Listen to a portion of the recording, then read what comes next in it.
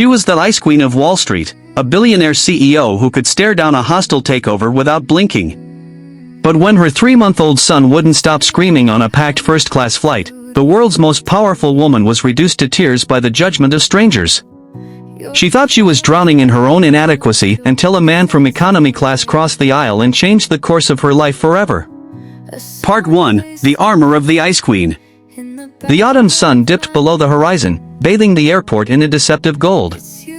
Serena Callahan, the 34-year-old titan of finance, boarded Flight 743 to New York with the practiced grace of a woman used to commanding rooms.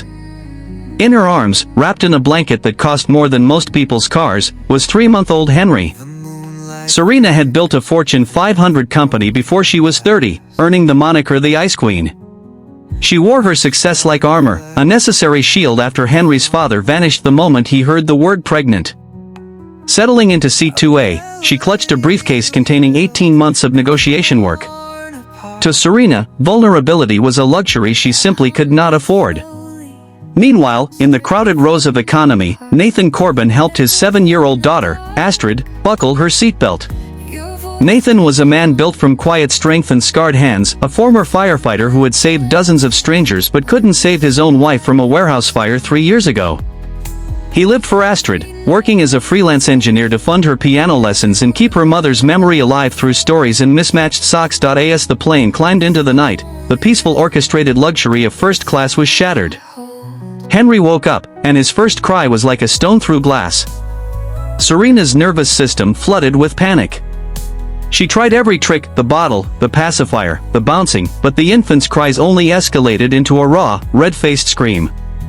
The judgment was instant.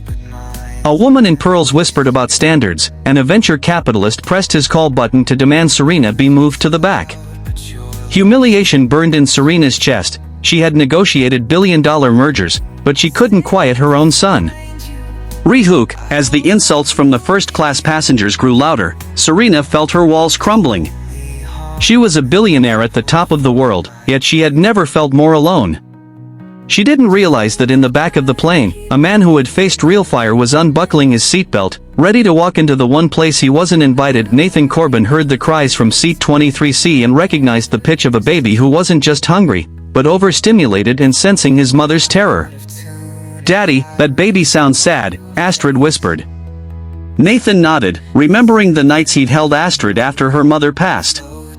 He stood up and began the long walk from economy to first class, crossing a social barrier that felt like a battlefield.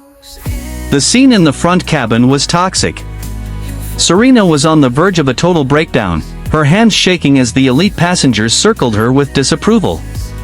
Nathan approached slowly, his voice low and steady, the tone of a man who knew how to talk people out of shock. "Excuse me, ma'am," he said. "Sometimes a different pair of arms makes the difference. Would you mind if I tried?" Serena looked up, and for a second, the CEO mask vanished. She saw a stranger offering a lifeline, and she handed Henry over. Nathan didn't bounce the baby, he brought Henry up against his chest so the infant could hear his steady heartbeat. He began a slow, rhythmic sway and hummed an old Irish lullaby his wife used to sing. Within 5 minutes, the cabin fell into a stunned silence. Henry was fast asleep, his tiny fist clutching Nathan's collar. The Ice Queen watched in awe as this stranger performed what looked like a miracle. The flight attendant was so moved she insisted Nathan and Astrid move into the empty seats in first class so Nathan could stay close to help. For the first time in years, Serena felt the weight of her perfectionism lifting. But the flight wasn't over. Just as they began to talk, the sky turned violent. A sudden, terrifying drop in altitude sent the cabin into chaos, and Serena was about to learn that Nathan's strength wasn't just about calming babies, it was about surviving the storm. The turbulence was sudden and vicious, dropping the plane sharply and causing the cabin lights to flicker. Passengers screamed as drinks crashed to the floor. Serena spiraled into pure terror. She could control markets, but she couldn't negotiate with gravity. Henry woke up screaming again. Nathan didn't flinch. He leaned across, creating a physical protective bubble with his arms around Serena and Henry. "Look at me," Nathan commanded with paramedic-level firmness. "Breathe with me. The plane is fine. You're safe." Henry's safe. He forced her to lock eyes with his steady presence, acting as an anchor while the aircraft bucked. He told her to sing anything, just so Henry could hear her voice being calm. Serena's mind went blank, and she began to sing an old folk tune her grandmother taught her. Together, with Nathan's counting and Astrid's humming, they rode out the storm. When the plane finally steadied, Serena was shaking. "I'm not used to needing help," she confessed, tears finally sliding down her face. Nathan looked at her with a gentle smile. "Accepting help isn't weakness, Serena. It's wisdom. We aren't meant to do this alone." Astrid piped up, saying that her daddy cries too because tears are just love with nowhere to go. That night, the billionaire and the firefighter talked for hours.